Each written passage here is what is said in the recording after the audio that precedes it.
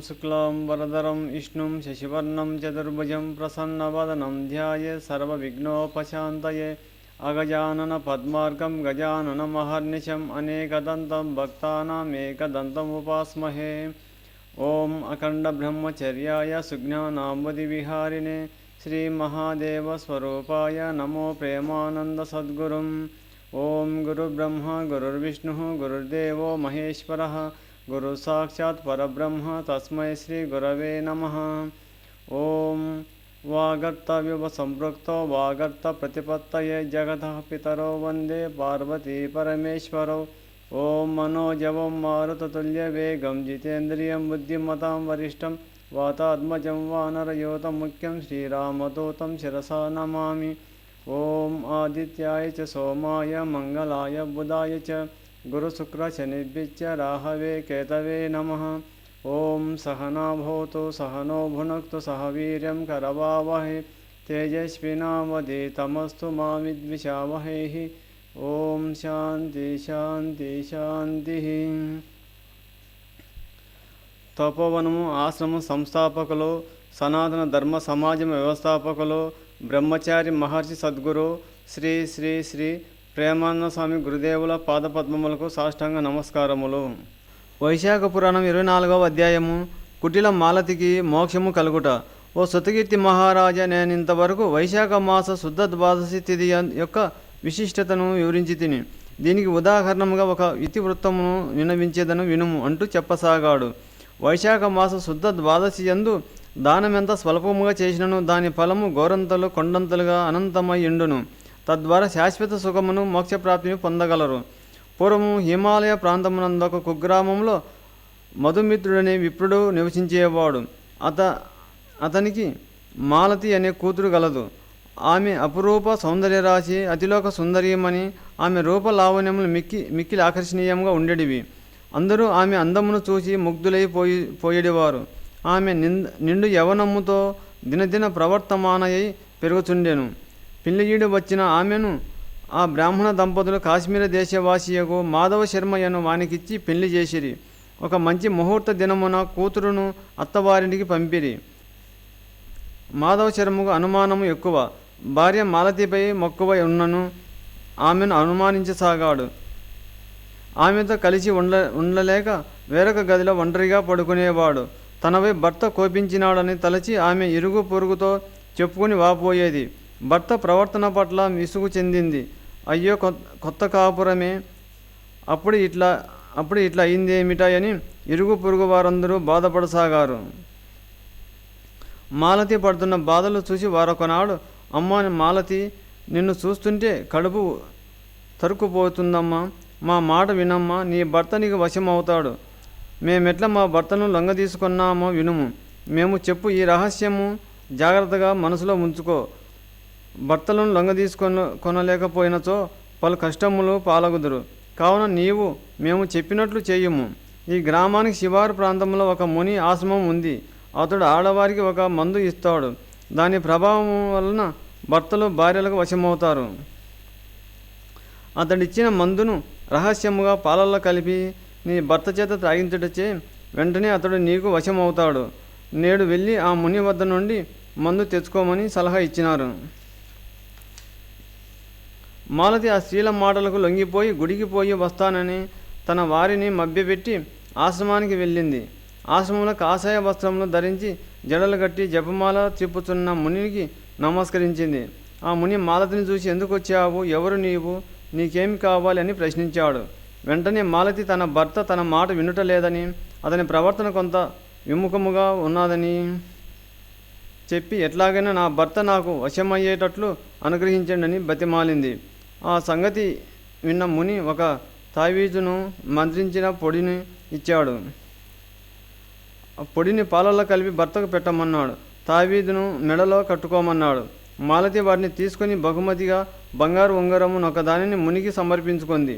ఇంటికి వచ్చిన తర్వాత అవకాశము చూసుకొని ముని ఇచ్చిన మంత్రపొడిని పాలల్లో కలిపి భర్తకు ఇచ్చింది. మంత్రించిన తావీదును తన మెడలో కట్టుకున్నది. కొంతకాలానికి మంత్రపొడియు యొక్క ప్రభావం వలన మాధవ శర్మకు వికటించి దీర్ఘరోగమును బారిపడినాడు. ఊపిరితిత్తులు చెడిపోయాయి. ఒంటి మీద రాచపుండు రావడంతో మంచం ఎక్కాడు. రోగము ముదిరి పరిస్థితి విషమించసాగింది. వెంటనే మాలతి మరల ఆ ముని వద్దకు వెళ్ళి సంగతి వివరించి ఎట్లాగైనా నా భర్తను కాపాడమని ప్రాధేయపడింది. ఆ ముని మరొక చూర్ణమునిచ్చి తులసి తీర్థముతో వాడమని చెప్పాడు. మాలతి ఇంటికి పోయి తులసి తీర్థము తీసుకుని చూర్ణమును అందులో వేసి బాగా కలిపి భర్తకు పట్టించింది.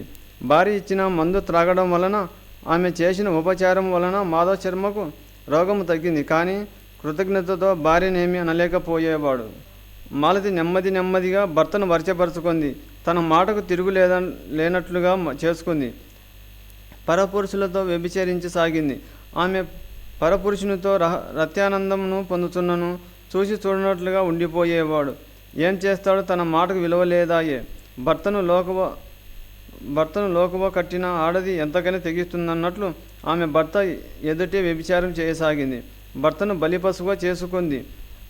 ఆ ఇంటిలో ఆమె ఆడింది ఆట, పాడింది పాటగా తయారైంది. భర్తను బానిసగా చేసుకున్నది. వివిధ ప్రవర్తనలు గల ఇటుకాండ్రులను మాలతితో సంభోగించుట వలన మాలతికి సుఖరోగములు అంటుకున్నాయి. శరీరమంతా కుష్ఠవ్యాధిమయమైంది. అపురూప సౌందర్య రాశి అయిన మాలతి అనతి కాలంలోనే కురూపిగా మారిపోయింది. శరీరమంతా వ్యాధులతో తూట్లు పడిపోయింది. చివరికి మరణించింది. మాలతి చేసిన దుష్కృత్యముల వలన అనేక పాపములు చుట్టుముట్టాయి. యమలోకములో పడరాని పాటలు హీనాతిహీనమైన బాధలు అనుభవించింది. నీచాతి నీచమైన జన్మలెత్తింది. చివరకు కుక్క జన్మ ఎత్తింది. అందరి చేత తిట్లు తింటూ చీచి అనిపించుకుంటూ హీనమైన కుక్క బ్రతుకుతో జీవించసాగింది. కుక్క రూపంలో ఉన్న మాలతి ఇంటింటికి తిరుగుతూ సౌరాష్ట్ర దేశమందున్న వేదవ్రతుడని వేదాంగ కోవిదుడు సకల శాస్త్ర పారంగతుడైన ఒక సద్బ్రాహ్మణుని ఇంట ప్రవేశించింది. తులసిమ్మక్క అరుగుపై పడుకొని ఉన్నది. అతడు సదాచార సంపన్నుడు, సనాతన ధర్మములు ఆచరించుట చేత ఉత్తముడు. అతడు పురాణ శ్రవణములను చేస్తూ, హరికథలు చెబుతూ, విష్ణు పూజలు చేయిస్తూ, పుణ్యవ్రతాలను చేయిస్తూ జీవించసాగాడు. అతడు నాడు వైశాఖ శుద్ధ ద్వాదశి యందు సూర్యుడు మేషరాశి అందుండగా నదీ స్నానము చేసి తులసి పూజ చేయనించి ఆ అరుగుపై తన కాళ్ళు కడుకొనుచున్నాడు. ఆ కాళ్ళు కడుగుతున్న నీళ్లు జారిపడి తులసి యొక్క అరుగుపై పడుకొని ఉన్న కుక్కపై పడ్డాయి. వేదాంగ కోవిదుడు, సదాచార సంపన్నుడు, విష్ణుభక్తి పరాయణుడకు వేదవ్రతుడు కడుక్కున్న కాళ్ళ నీళ్లు జారి కుక్క రూపంలోనున్న మాలతిపై పడటంతో ఆ కుక్కకు జ్ఞానోదయమైంది. తన పూర్వజన్మ వృత్తాంతమంతయు గుర్తుకు వచ్చింది. తానొక సద్బ్రాహ్మణుడైన మాధవ శర్మ భార్యననియు, తన పేరు మాలతి అనియో, భర్తకు మందులిచ్చి వశపరుచుకొని తన ఇష్టానుసారము వ్యభిచరించిదనియో, పిమ్మట సుఖవ్యాధులతో క్షీణించి మరణించిదనియో, అనేక నీచ జన్మలెత్తి తర్వాత ఈ కుక్క జన్మను ఎత్తినానని గ్రహించింది. వేదవ్రతుడు పుణ్యాత్ముడవుట వలన అతడు కాళ్లకు కడిగిన నీరు తగలగానే జ్ఞానోదయమైన కుక్క రూపంలో ఉన్న మాలతి, ఓ బ్రాహ్మణోత్తమ, మీ వలన నా పూర్వజన్మ వృత్తాంతమంతయు జ్ఞప్తికి వచ్చింది. మీరు మహాత్ములు, విష్ణు పూజ ధురంధరులు కావున నాకు ఈ కుక్క రూపం నుండి విముక్తి కలిగించండి స్వామి అని కుక్క రూపంలో ఉన్న మాలతి వేడుకొన్నది. బ్రాహ్మణోత్తముడైన వేదవ్రతుడు మనుష్య భాషలో మాట్లాడుతున్న కుక్కను చూచి దాని దీనస్థితికి జాలి నొంది తాను వైశాఖ మాస వ్రతమును ఆచరించినందున వలన దాన ధర్మాలు చేసినందువలన లభించిన పుణ్యంలో కొంత భాగము ఆ శునకమునకు దారపోసెను. వెంటనే ఆ శునకము కాస్త మాలతీ స్త్రీగా మారిపోయింది. పిమ్మట వేదవ్రతుడు దారపోసిన పుణ్యఫల ప్రభావం వలన స్వర్గలోకానికి పోయింది. కావున ఓ శృతికీర్తి మహారాజా, మాలతి దుష్టురాలైన తన కామవాంఛను తీర్చుకొనుటకు క్షుద్ర దేవతారాధకుడైన ముని వద్దకు వెళ్ళి అతడు మంత్రించి ఇచ్చిన మందును భర్తకు తినిపించి అతని వ్యాధిగ్రస్తుని చేసి వశపరుచుకొని భర్త ఎదుటే వ్యభిచారం కొనసాగించింది. చివరకు రోగగ్రస్త అయి మరణించింది. నరక బాధలు అనుభవించింది. పిమ్మట హీనమైన నీచ జన్మలెత్తి చివరకు కుక్క జన్మ ఎత్తి ఇంటింట తిరుగుతూ వేదవ్రతుడనే పుణ్యాత్ముని కాళ్ళు కడిగిన నీరు తగిలినంత మాత్రంలోనే మోక్షప్రాప్తిని పొందింది. ఇదంతా వైశాఖ శుద్ధ ద్వాదశి నాడు పవిత్రమైన విష్ణు పూజలు చేయుట వలనను వైశాఖ మాసం వ్రతమహత్యము వలనను జరిగినది. కానీ వేరుండు కాదు. కావున ఈ దినము పవిత్రమైనదిగా భావింపబడుతున్నది అని విద్యాధరుడు విన్నవించాడు. ఆ శ్రీమన్నారాయణుడు అపార కరుణా సముద్రుడు. పుణ్యాత్ములను ఆదుకుంటాడు, పాపాత్ములను శిక్షిస్తాడు. అతని ధ్యేయమే దుష్ట శిక్షణ, శిష్టరక్షణ గదా. శ్రీమన్నారాయణుడు అపార కరుణా సముద్రుడు. పుణ్యాత్ములను ఆదుకుంటాడు, పాపాత్ములను శిక్షిస్తాడు. అతని ధ్యేయమే దుష్ట శిక్షణ, శిష్టరక్షణ గదా. సృష్ట్యాది నుండి నేటి వరకు జరుగుతున్నదే. చివరకు కలియుగంలో కూడా పాపాత్ములను పలు రకాలుగా శిక్షిస్తాడు. వరదలు, భూకంపాలు, సునామీలు, భూజల వాయువులు, ప్రమాదాలు, ప్రకృతి వైపరీత్యాలు, ఉత్పాతాలు ఇత్యాదులన్నిటినీ భగవంతుని శిక్షా మార్గాలే. కావున ఓ శృతికీర్తి మహారాజా, నీవు కూడా వీటన్నిటినీ పాటిస్తూ నీ ప్రజలచే కూడా ఆచరింపజేయుము. ఇది పుణ్యకార్యము కావున నీకు సర్వశుభములు కలుగును అని దీవించాడు విద్యాధరుడు. వైశాఖ పురాణము 24వ అధ్యాయము సమాప్తము.